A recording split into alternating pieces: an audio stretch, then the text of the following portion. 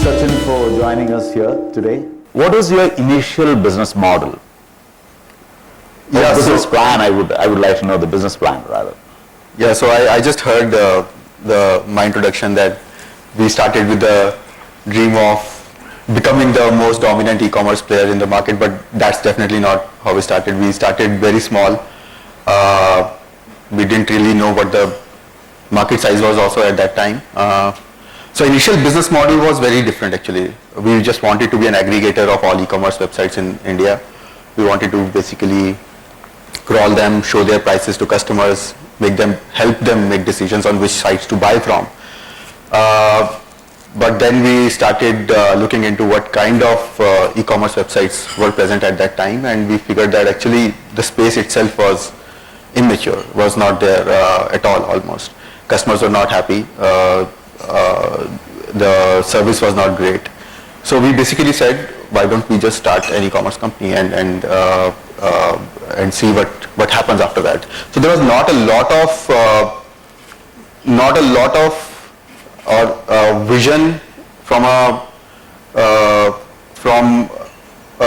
market size kind of point of view, but yes, there was definitely a vision that e-commerce in India needs to be much better at service.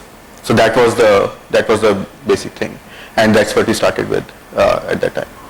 We had quite a few e-commerce companies even before you started. So you could be maybe 10th or 12th e-commerce company when you started off. So what made you successful? I mean, what did you think worked in your favor and which wouldn't work in others' favor? Maybe one of the old companies, there are companies who started in 2000 as well. So, yeah. What exactly did really work in your favor?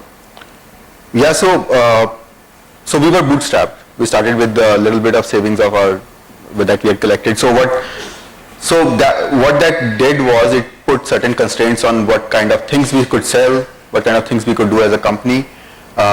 We could do only what two people can do, right, maximum, and not using a lot of money. So we could not discount heavily at that time. We started with almost no discounts. I still remember our first 6 months of sales, average discount on books that we sold was like 5% average discount.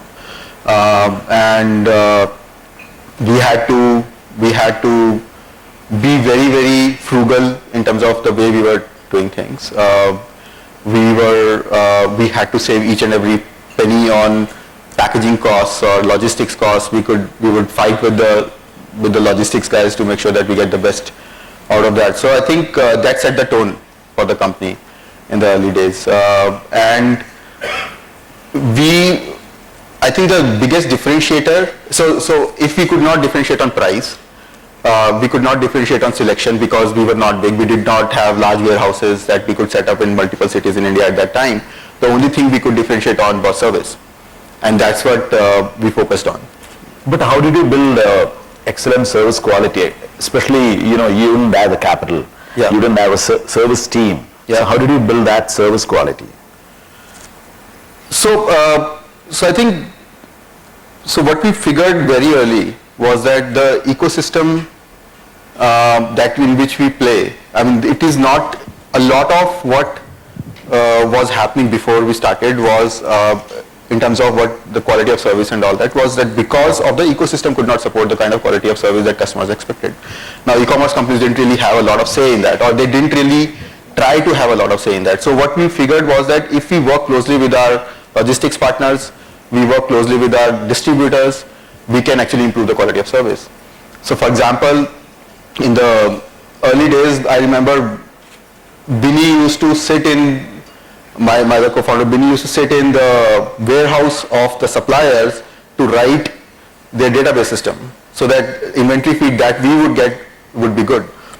So we did that to make sure that their systems are better because we were dependent on that.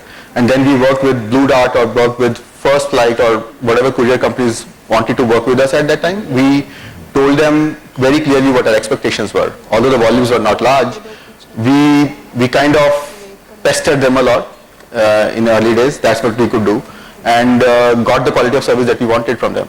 And at some point of time, we figured that actually these companies were looking for that kind of direction. And they wouldn't know until somebody comes and tells them that this is what is expected out of them. And some cases they were able to deliver on those aspects as well. So I think that's what we did. We had from day one we had 24/7 customer support. That is basically my mobile number on the website. And we could pick up calls and 2 in the night and tell the customer why don't we have the GRE book that he's looking for, or when the order will get delivered, or things like that. So those kind of things. So with limited capital, whatever we could do, using our expertise or using our focus to the best possible manner, and that's how we built differentiation in service. Most of the customers who came to us in the first early days did see that we didn't really have the lowest prices. There were other players who were doing a lot of deep discounting, but they came for service, and that led to word of mouth more and more, and like-minded customers joined after that. What are the 3 or 4 major milestones in Flipkart's journey from, you started in 2006, 7? We started in 2007. Yeah. So from there, what are the 3 or 4 major milestones? So I think the first biggest milestone was that so the whole year of 2007 and 2008 were spent in just learning about the book industry. So that's what we did. But the first biggest milestone was when we actually opened a warehouse in Delhi. Now that increased our selection almost 6-7 folds. And around the same time, we also tied up with international suppliers to supply us books from outside India. And that kind of basically almost solved the selection problem for Flipkart and led to huge amount of growth. I still remember in those days, every book supplier we used to add to our network used to increase sales instantaneously. So that kind of was the first biggest milestone, I would say, opening up the first outside Bangalore warehouse that and that I kind of tested us also, because we had been a small startup in a one floor, 30 people kind of company. It tested us on how can we build processes so that we can remotely operate, and can we build an organization which is remotely sitting over there in some other city, and we don't have a lot of face time with us, and kind of tested us on that aspect also. But I think it eventually led to good things. The second one would be I think when we were able to raise funds for the first time. So we had been chasing investors since 2007, 2008.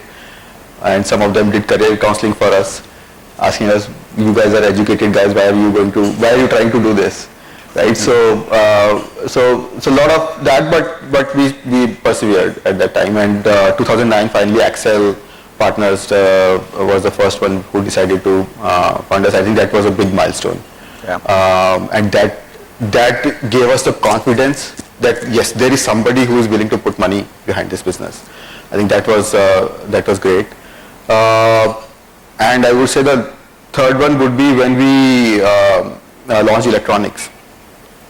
Now, when we actually launched electronics in 2010, that was, we launched it in a very naive way. We didn't really know what we were getting into. We just said, oh, books, we sell books, what's the problem? But let's just sell electronics as well. And on top of that, let's also do cash on delivery. What's the problem? Right, so we went to Blue Dart and First Light and said, oh, we want to do cash on delivery. I said, yeah, we want to do cash on delivery as well, so let's do it. Launch electronics, launch cash on delivery, major mess up everywhere. We didn't know anything about electronics, we didn't know anything about cash. I think it was a very hard learning. Whole of 2010 was basically a struggle period. From that point of view, learned a lot of things about business, about how different categories can be very, very different. So I think that was the third milestone, I would say. Okay. In terms of your first fundraising, you did that in 2009. And how much did you raise and what did you use that for? So first one was actually Accel Partners had committed I think remember 50 lakh rupees. In January of 2009, but then paperwork took some time. So when we signed the term sheet, in the term sheet we had written out, if you reach 1500 orders per day, we will give you the second tranche. which is going to be 1.5 crores or something like that. But by the time paperwork got finished, which was in June, we had already reached the milestone that we had set out to be. Then we all sat together and said, okay, we want to invest $1 million. Okay, let's do it.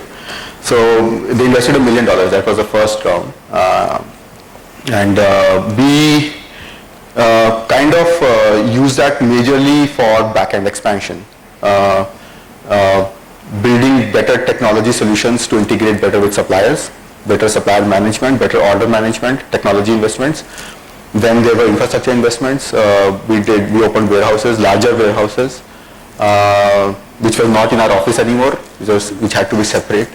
And we hired a few developers. That was the first time we hired a few developers. Otherwise, we were just writing code ourselves till that time. So I think that was what. So how was the landscape looking? I mean, were there competitors there, and were there any funded competitors as well? Around 3 years ago, 4 years ago. Yes, so there was definitely. I think eBay was present, and pretty significantly as well in the market. Then India Plaza was there, first and second.com. So most of them were funded actually, but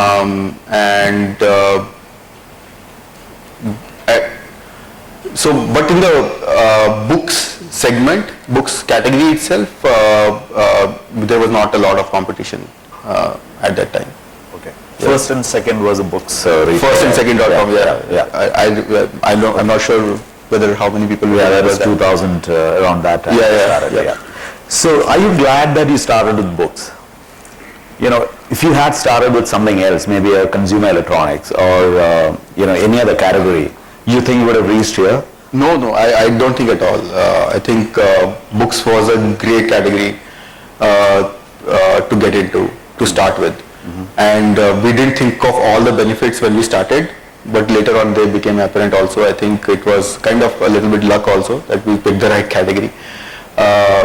Selling electronics online without marketing, without having a brand which can be trusted would have been very, very hard.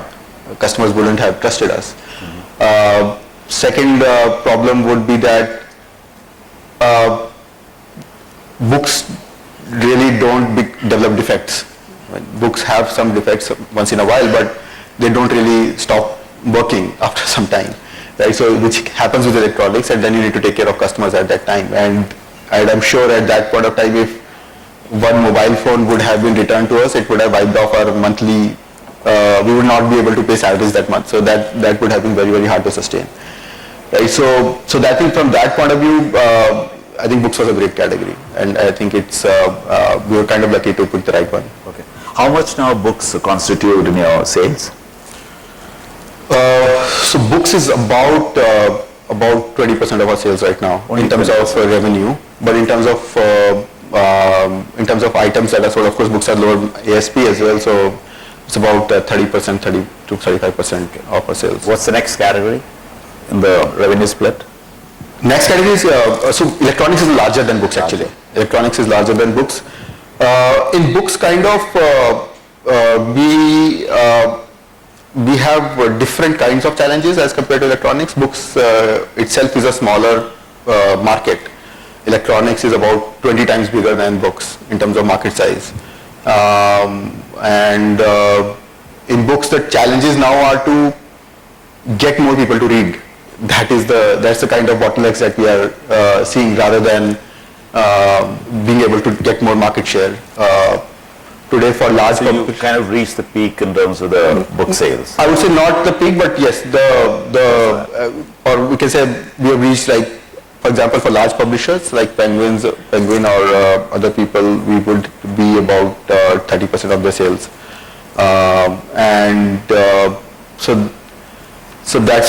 The headroom is lesser in that now. Of course, we still don't do as well as compared to fiction books. We don't do really well in technical books, and that's what we are focusing on also now. The challenges are also much tougher over there. So when did you decide that you need to become a horizontal player? I mean, you started with books. Now we need to get to the other categories and probably do something like what Amazon.com did. So when was that, moment? So that was before we started. Before we started, we knew we were going to get into categories outside of books as well. So it's not that it was suddenly that we decided that. That's why we didn't really keep a name like booksindia.com or something like that, right? And we basically had very clear expectations in terms of we want to reach a very significant size in the book industry before we want to get into other categories of products. I think that was, and then that really drove focus. For 3 years almost we were just books, yeah. So that kind of helped us focus on that. Yeah. So why do you think Axel funded you in 2009? Because you were not the first e-com player. I mean, there are a lot of other e-com players. So what exactly did you pitch and they liked it? So I think they clearly saw a path to market leadership. They clearly saw a path to market leadership in books category. So we were able to prove that to an investor in 2009 that this company can create that an online commerce company can create a big mark in the offline world, in the general scheme of things in the category, and get the mind share of the suppliers. Because if you look at largely, India is a supplier controlled market. It's because the retail is fragmented in general. Suppliers control bulk of decision making on what happens in the market in terms of what margins to pass on, what kind of working capital do you pass on to the seller, or what kind of things that they manufacture, what kind of pricing that they do. There is not a lot of say which a retailer has in this market. So that kind of view, of course, we didn't have. We were still kids running around in a startup, but Axel had that view that, okay, if they have been able to create a mark in an industry, which means that these guys know something about how to sell online. So I think that was the proof, and which means that once you start getting a mark in the industry, you start getting those benefits which top players will eventually get. So they saw a clear path towards becoming a significant player in the book industry. Okay. See, e-commerce is not just about setting up a website and then selling a book or something, any product for that matter. So there is more to it, like excellent customer care, return policy, then even getting that trust of that customer. So how did you do that? That is the toughest part. That's the main reason why others also couldn't be successful as you guys are. So what is that? How did you build that muscle? Yeah, so I think as I said, right, so when we started, the only thing we could focus on was service, and we kind of tasted success with that. The word of mouth that Flipkart was able to generate was huge. Customers would just talk about us, would just love us. They would go out and tell their friends. How do you wow that customer, So again, as I said, understanding their needs, what kind of delivering very, very fast, working closely with our courier partners, making sure that any customer issues that come up are addressed quickly. If a customer has a problem with the product or with the delivery timeline or anything, you address that. So that was the kind of thing. For example, I still remember there was a person. A lot of times we used to deliver ourselves also. So the customer wanted the book in 2 hours because there is something urgent, and sometimes people preparing for exams just before the exam wanted the book the same day. I don't know what they will do in one day, but they wanted it, and we kind of delivered to their expectations as much as we could. And I think that was a very basic thing, and that led to so those were the early days, and you could do it in a small scale. Yeah. But how did you scale this up? This process? When you have thousands of orders coming, thousands of returns and stuff like that. So how did you scale this up? This process? Yeah, so it was hard. It's easy to do at a small scale. You have a lot of things in your control, but when you scale it up, you have people joining your organization, and you need to make sure that they are doing the same thing. What was the first big hire that you did? First big hire was first few big hires. For scaling up, So the biggest one I would say was our head of operations. who was a friend of mine from college, who came and joined us. I think that was a very big hire for us, and that also allowed us to do many more things. But there were, especially in 2009, there were a lot of people joining, and they had to do what we were doing. And a lot of times, so when you say customer service, the big problem is that in India, people have not seen customer service when they are growing up. So whenever I used to go to a shop to buy milk or biscuits or whatever, my mom used to say, "Please double check. Make sure that he's not overcharging, make sure the product is right," things like that. So we are generally trained to say that retailers generally will cheat you if you are not careful. So people have not really seen customer service in retail in India in a large way, or have not traditionally seen. Now there are lots of players who are doing that. So it was a lot of times we had to really train people to say that trust the customers, do what they want, do what they say, they will not cheat you. So I think that was hard to start with. But I think over time people saw that there are, and this is what works in Flipkart, and this is how things happen, and that's how we scaled it up. The other major factor is that you had to lose a lot of money per transaction. I mean, you're the market leader, or one of the early leaders in e-com. So you had to create the market, you needed to acquire the customers, so you lost a lot of money per transaction. So was that big mindset change that you needed for that? Today in the first panel, Sandeep of Home Shop 18 was talking about 70-75% of a basket size or a size you end up losing on acquiring the customer. So maybe that can range for each player, in various ranges, but it's a significant amount of money. So how did you had the stomach to lose that kind of money to acquire a customer?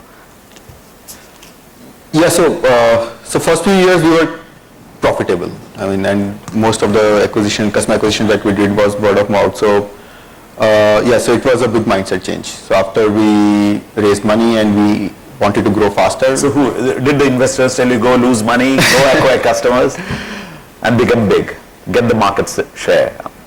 No, I think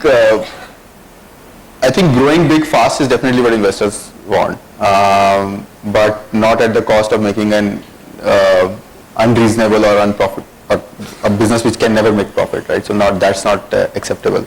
So we were very measured. Yes, investors were more aggressive. But we were much more measured in that. Today, I would say that. But I think from a cost of customer acquisition point of view, our costs have generally been very low from the very beginning, actually, and that's also because every customer that we get tells 10 other people. And the same marketing that we do has much more. What's the percentage of your cost of acquisition to the sales? So if you look at the lifetime value of the customer, which is about $100 in a year. Let's say a year is a lifetime for the customer, and we want to cover money in that. So we spend about $3 to $4 per customer. That's it? Yeah. Okay. So that's the kind of so about 3 to 4%. So he's a repeat purchaser also. From that point. But we are not happy with that. So we want it to be much lower. I think a good number to target at scale. Of course, not when we are starting, but at scale, a good number to target is about 1.5%. Not anything more than that is, I think, is a lot. I think then you're not doing something else right. Okay. You need to fix that, not the cost of customer acquisition. So are you losing a lot of money per month right now? So right now we are investing, yes. We are, so most of the last year was spent in investing for the growth. So we are geared up for a large amount of growth. So whatever revenue run rate of 2,000 crores or whatever we have received, but we have achieved, but most of the investments are geared towards much bigger scale. We want to, so the warehousing system that we have built, technology that we have built, those kind of things, and a lot of projects that are happening in Flipkart are for the future. So we are in the investment phase right now. Okay. How much money you would have raised till now, total? So we will not really disclose that number. Okay. Yeah. All right. I'm sure it's over, hundreds of million. So, anything ranging from 200 to 300 million? I wouldn't be able to comment on that. Yeah. Okay. So, how much money do you have in the bank right now? Yeah. I think I have like 50,000 rupees. Not my personal account. Okay. I'm talking about the company account. No, I think, no. Okay, let me ask you, how much more fuel do you have to run the business without, till another round of funding? Or how long can you go with the current capital that you have? So whenever we raise money, we generally apply a rule of around 18 months. 18? Yeah, so we raise money for 18 months. Generally. So because anything less than that is like, then you will be in perpetual fundraising mode. Anything more than that, you will probably be underselling the company. So you raised money about a year ago, now got after 6 months. So there may have been. So that means you're going to do some listing or another round of funding. Oh, so okay. So there will be probably a round of funding before listing. Before listing. Yeah. Interesting. We hear that you might list in Singapore or outside India. So is that a likelihood? So we are still evaluating options. Definitely, investors outside India have seen more e-commerce businesses and they understand better. But Indian market also has its own benefits. I think we are still evaluating options. We're not really decided on. How long will it take for you to probably come up with an IPO? What's the kind of time frame you're looking at? Again, that's something that depends a lot on the many factors involved. Amount of private money that is available in the market will be a big factor. How much, what are the business numbers that we are looking at, which we will go out with to the public market. That also is important. What is the shape of the public markets? I mean, economy, it's not in a good shape. It's not probably good to go IPO immediately. So I think so we're looking at multiple factors, but I would say the range is 2 to 5 years maybe. That's a big range. Yeah. Okay. Yeah. Any acquisition plans? This is going to be my couple of last questions. So acquisition plans, I think we continuously keep looking at companies. I would have looked at like 20 companies in last 6 months. But and not just e-commerce, but all kinds of companies. We look at technology companies. We look at, so for example, the 4 transactions that we have done so far. One of them was a pure technology play.